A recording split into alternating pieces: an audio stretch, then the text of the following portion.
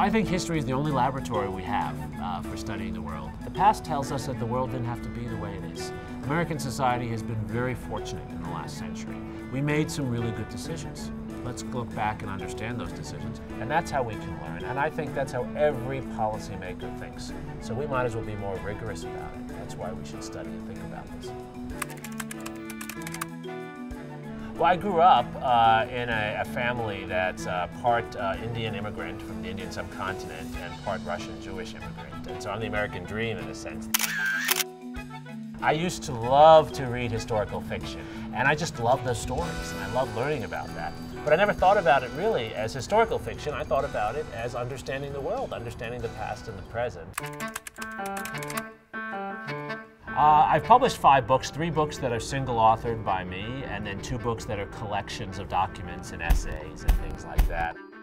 Actually, I think my favorite book is my second book on Henry Kissinger. I got to know him a bit. We had about 10 to 11 conversations about his life, about his experiences. I got to interview a lot of people who knew him.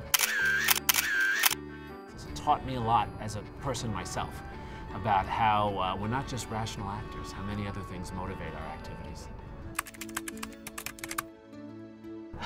I would love to have dinner with Franklin Roosevelt. I'd like to watch him in action. I'd like to understand his instincts. I'd like to understand how FDR figured out a way to empathize and connect with people who had entirely different backgrounds from him. Where would you take him for dinner? The Salt Lick.